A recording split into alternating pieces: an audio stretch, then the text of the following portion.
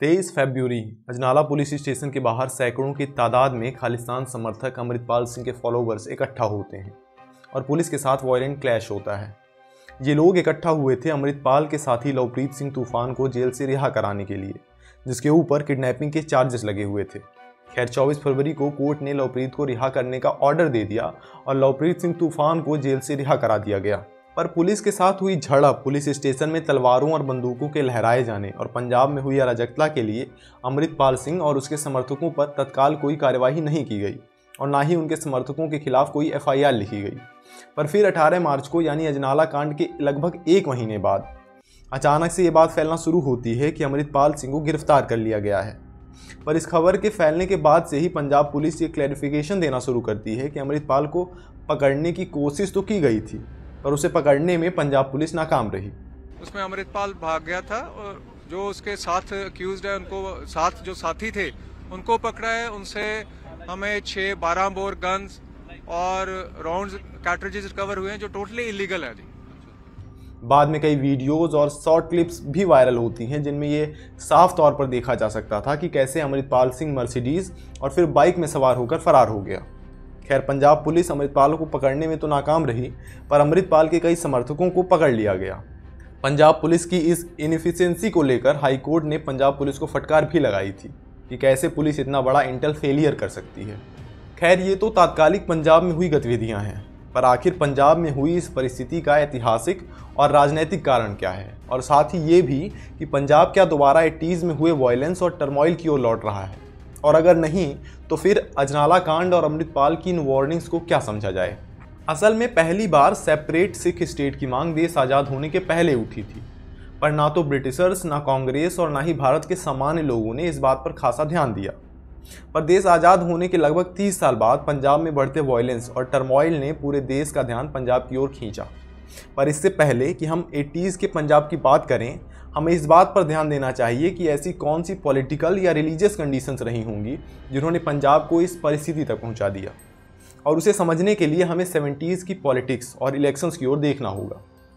असल में देश की आज़ादी के बाद के शुरुआती सालों में तो कांग्रेस पंजाब की पॉलिटिक्स को डोमिनेट करती रही, पर धीरे धीरे अकाली दल का राजनीतिक फैलाव पंजाब में बढ़ने लगा था, जो कि नेहरू के रहते इतना नहीं बढ़ पाया था जितना इंदिरा गांधी के प्रधानमंत्री के बनने के बाद रहा। 1966 में नया पंजाब स्टेट बनता है। 1967 और 69 में अकाली दल ने जनसंघ के साथ मिलकर अपनी सरकार बनाई। फिर 1971 में कांग्रेस पावर में आती है, जिसके बाद 1973 में अकाली दल आनंदपुर साहिब रेजोल्यूशन पास करता है। देश में इमरजेंसी का दौर शुरू होता है। इमरजेंसी के खिलाफ अकाली नेता हरचंद सिंह लोंगेवाल जेल भरो आंदोलन करते हैं। 77 में इमरजेंसी हटती है। अकाली दल जनसंघ के साथ मिलकर सरकार बनाती है और प्रकाश सिंह बादल पंजाब के मुख्यमंत्री बनते हैं। और अब यहाँ से पंजाब के पॉलिटिकल स्पेस में शुरुआत होती है जरनैल सिंह भिंडरावाले की। खैर भिंडरावाले की पंजाब पॉलिटिक्स में एंट्री से पहले हमें एक चीज़ पर खासा ध्यान देना चाहिए, और वो ये कि 1966, 69 और 77 के चुनावों में जब जब अकाली दल ने सरकार बनाई, वो सरकार जनसंघ के साथ मिलकर कोएलिशन में बनाई। अब अगर अकाली दल हिंदुओं के विरोध में होता या खालसा स्टेट की मांग को समर्थन दे रहा होता तो जनसंघ अकाली के साथ मिलकर सरकार में नहीं आते, क्योंकि जनसंघ एक राइट विंग हिंदुओं की पार्टी थी जो अर्बन पंजाब में खासा एक्टिव रही थी। अब दूसरी बात पर चलते हैं कि 77 के बाद के पंजाब में भिंडरावाले का इतने ड्रास्टिक राइज का कारण क्या था और उसका जेनेसिस क्या था, और भिंडरावाले को पॉलिटिकल सपोर्ट क्यों और कहां से मिल रहा था। असल में भिंडरावाले एक रिलीजियस ऑर्थोडॉक्स सिख फैमिली से बिलोंग करता था। जरनैल सिंह भिंडरावाले अपने 8 भाई बहनों में सबसे छोटा था, जिसे उसके पिता जोगिंदर सिंह ने 7 साल की उम्र में दमदमी टकसाल को दान में दे दिया था, जहां भिंडरावाले ने सिखिज्म पर अच्छा ज्ञान हासिल किया था और 1971 में दमदमी टकसाल का लीडर भी बन गया था। खालिस्तान मूवमेंट के बनने के पहले से भी भिंडरावाले अपनी रिलीजियस एक्टिविटीज़ के चलते एक संत के तौर पर सिखों के बीच अपनी अच्छी पहचान बना चुका था। अब जब 1977 के चुनाव में कांग्रेस पंजाब में सत्ता खोती है और अकाली सरकार में आते हैं, तब जैल सिंह जो कि पंजाब के पूर्व मुख्यमंत्री थे और संजय गांधी ने मिलकर भिंडरावाले को अकाली दल के खिलाफ खड़ा करना शुरू किया, क्योंकि भिंडरावाले पंजाब में तब तक अपनी रिलीजियस एक्टिविटीज़ की वजह से अपना अच्छा नाम बना चुका था। जैल सिंह और संजय गांधी ने अकालियों की सॉफ्ट सिख पॉलिटिक्स के खिलाफ हार्ड रिलीजियस लीडर खड़ा करने का निर्णय लिया, जिसे अकाली दल पर प्रेशर बनाया जा सके, अकाली और जनसंघ का कोएलिशन तोड़ा जा सके और कांग्रेस दोबारा पंजाब में गवर्नमेंट बना सके। खैर, कांग्रेस अपने इस प्रयास में सफल भी हुई। 1980 में कांग्रेस पंजाब में सरकार बना लेती है, पर भिंडरावाले को मिली रियायत और पॉलिटिकल सपोर्ट ने उसे इतना बड़ा बना दिया था कि अब वो कांग्रेस की गिरफ्त से बाहर जा चुका था।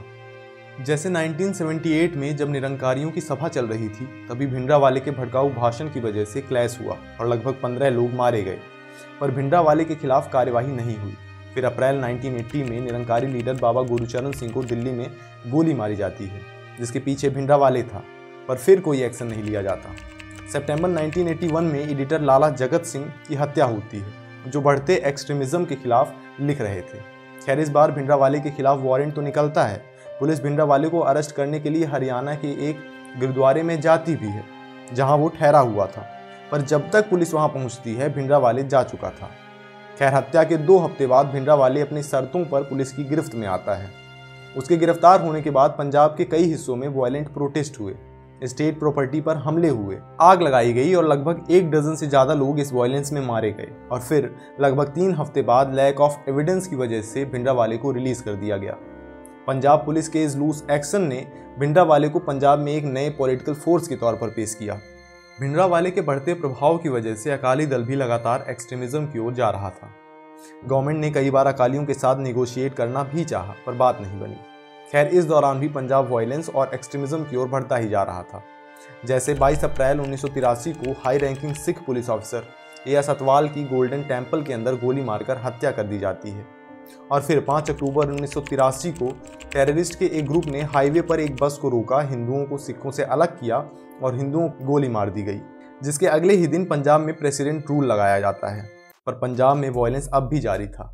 जैसे 30 अप्रैल 1984 को एक सीनियर पुलिस ऑफिसर को गोली मारी गई और 12 मई को एडिटर जगत नारायण के बेटे रमेश चंद्र को गोली मारी गई। पंजाब को इस परिस्थिति से बाहर निकालने के लिए फाइनली ऑपरेशन ब्लू स्टार किया गया। Major general R S. बरार को ऑपरेशन ब्लू स्टार को लीड करने को कहा गया। ऑफिशियली जब ये ऑपरेशन खत्म हुआ तो 4 ऑफिसर, 79 सोल्जर्स और 492 टेररिस्ट मारे गए थे, जबकि अदर अकाउंट्स की माने तो 500 ट्रूप्स और 3000 अदर्स मारे गए थे। खैर, भिंडरावाले मारा गया, पर आर्मी की इस कार्यवाही की वजह से पंजाब में इंसर्जेंसी कुछ और वक्त तक जारी रही। पर 90s की शुरुआत से लेकर अब तक, यानी पिछले 30 सालों में खालिस्तान के समर्थन में ना तो कोई बात हो रही थी और ना ही ऐसी कोई एक्टिविटी जो पंजाब को इंसर्जेंसी की ओर ले जाए। और फिर अजनाला कांड होता है और हम पंजाब को 80s की ओर जाते हुए देखने लगते हैं। पर इससे पहले कि हम अमृतपाल को भिंडरावाले 2.0 का टैग दे दें और पंजाब के इंसर्जेंसी में होने की बात करें, हमें 2 बातों पर ध्यान देना होगा। पहला ये कि भिंडरावाले सिखिज्म के बारे में अच्छा ज्ञान रखता था। उसका एक रिलीजियस बैकग्राउंड था। वो डमडमी टकसाल का हेड था। उसकी पहचान सिख कम्युनिटी के बीच एक संत के तौर पर थी और उसने पंजाब के भीतर काफ़ी समय व्यतीत किया था। जबकि अमृतपाल के पास ना तो कोई रिलीजियस टीचिंग्स हैं, ना ही वो सिखिज्म का हार्डकोर फॉलोवर है। 2 साल पुरानी उसकी फ़ोटोज़ देखी जाएं तो यह साफ तौर पर देखा जा सकता है कि वो सिखिज्म को प्रैक्टिस भी नहीं करता था। हाँ, ये बात सोचे जाने की है कि दुबई से आया क्लीन शेप्ड सिख कैसे खालिस्तान का इतना बड़ा नुमाइंदा बन जाता है, कैसे इतनी बड़ी फॉलोइंग उसके साथ जुड़ जाती है और कैसे वो डोरमेंट पड़े खालिस्तान के मुद्दे का सेल्फ प्रोक्लेम्ड लीडर बन जाता है। खैर, अब दूसरी बात की ओर चलते हैं कि क्या पंजाब 80s में हुई इंसर्जेंसी की ओर बढ़ रहा है। जब हम 80s के पंजाब को आज से कंपेयर करते हैं तो हमें डायरेक्ट इंसर्जेंसी पर ना जाके 80s में हुए इंसर्जेंसी के बैकग्राउंड में देखना चाहिए और उसे कंपेयर करना चाहिए।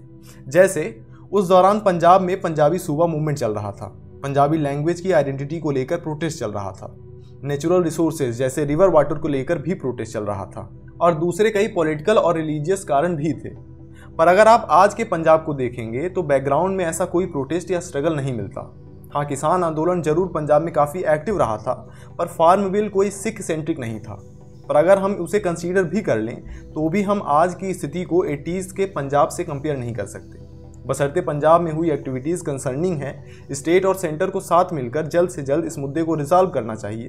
बाकी अगर आपको खालिस्तान और 80s में हुए पंजाब की पॉलिटिक्स में इंटरेस्ट है तो आप खालिस्तान कॉन्स्पिरेसी नाम की GBS सिद्धू की बुक है उसे पढ़ सकते हैं। और अगर कम पढ़कर ज़्यादा अच्छी अंडरस्टैंडिंग बनाना चाहते हैं तो रामचंद्र गुहा की बुक है इंडिया आफ्टर गांधी, उसमें चैप्टर 24 डेमोक्रेसी इन डिसरे है, जिसमें खालिस्तान मूवमेंट और 80s के पंजाब पॉलिटिक्स पर ब्रीफ में पर बेहतरीन ढंग से बात की गई है।